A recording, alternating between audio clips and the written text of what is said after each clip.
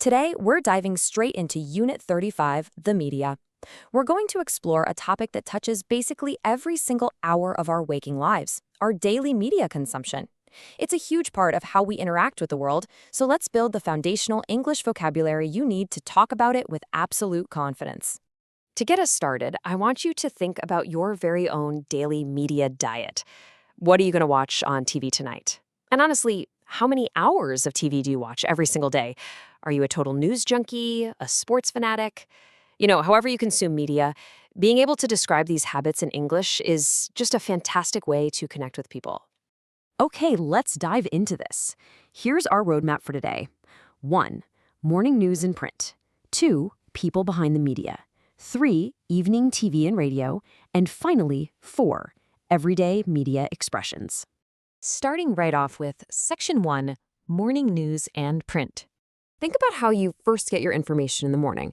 Today, we basically have two main paths. On one hand, you've got traditional broadcasting, like sitting down and watching an interviewer conduct a formal TV interview with the cameras rolling.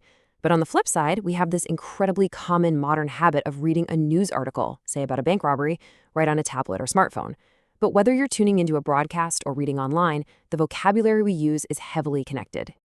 If you prefer reading, your options throughout the day are practically endless. You can grab morning newspapers or evening newspapers, which, by the way, are often just called morning or evening papers. Though, let's be real, so many of us just read online newspapers now. If you want a deeper dive into global events, you might pick up news magazines like Newsweek or Time. And then there's a massive variety for specific hobbies: women's magazines, sports magazines, computer magazines, and even teenage magazines. There's literally something for everyone. Now, regardless of what you're reading or watching, you are absolutely going to encounter adverts, which is short for advertisements. An advert is something in a magazine or on TV that tries to persuade people to buy something. They are constantly trying to sell us products, and they are, for better or worse, a totally inescapable part of the media landscape. Moving right along to Section 2, People Behind the Media. So, the crucial point here is understanding who actually makes the news we consume. You hear these two words a lot, but they have different jobs. A reporter is someone who goes out and gets the news stories exactly where they happen. They're out in the field, maybe standing outside a film star's house or reporting live from an event. A journalist, however, is the person who actually writes the articles for newspapers or magazines, like the Oxford Times. So the reporters are out gathering facts on the scene, while the journalists craft that final written piece you read. Let's jump to Section 3, Evening TV and Radio. Fast forward to the end of the day, the workday is done, you're exhausted, and you unwind by just relaxing on the sofa and using the remote control to change the TV channel. Finding a good TV program is such a universal evening ritual, isn't it? And it opens up a huge variety of broadcast options. Oh, but before we talk about those programs, did you know about this little grammar secret? It's absolutely crucial if you want to sound like a native speaker. The word news in English is singular. I know it ends in an S, so it feels plural, but it is always treated as a single thing. So you would say, the news is on TV at 6 o'clock. You never ever say, the news are on now. It's a tiny detail, but a real game changer for your English. Okay, back to scanning those channels. You'll very likely come across soap operas, or just soaps for short. These are dramatic stories about people's lives, and they're often on TV every single day. A really famous example is the show Home and Away. If you love following ongoing, daily character drama, well, soaps are exactly that.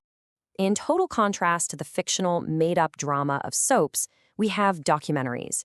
A documentary is a program that looks really deeply at a real social problem, a real-world issue, or a specific question. You might watch a gripping documentary about drugs and crime, for instance. These are meant to inform and educate us rather than just entertain. Now, what's really interesting about this next one is how it kind of bridges the gap between drama and real life, reality TV. These are programs that film real people just living their lives rather than professional actors reading from a script. Unlike documentaries, though, reality TV is mostly designed for entertainment, like locking 10 people in a house just to see what happens.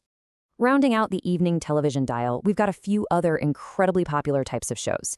You might flip on a nature program to watch some stunning footage of animals and birds, or maybe a talk show where guests sit down and discuss topics with an interviewer. If you've got kids, or hey, if it's a Saturday morning, cartoons are probably on. And for sure, we cannot forget sports programs, which draw absolutely massive audiences all over the world. Finally, Section 4, Everyday Media Expressions. All right, so how do we actually use all this vocabulary in real life? Here are some totally natural expressions you'll hear in living rooms everywhere. You can ask a friend, what's your favorite TV program? Or if you're just planning your evening, simply ask, what's on TV tonight? If you're holding the remote control, you might politely say, is it okay if I change the channel? And to chat about current events, did you see the interview last night? These phrases are the perfect tools to practice what we've just learned. To wrap up our explainer today, I want to leave you with a really thought-provoking question straight from our study material. Do you like watching adverts on TV, or do you prefer to read your news online specifically to avoid them? The media landscape is changing so incredibly fast, and how we choose to consume it says a lot about us. Thank you so much for hanging out with me today. I hope you found this breakdown super helpful, and I highly encourage you to try using these terms the next time you turn on the TV or scroll through an online paper. Until next time, keep learning!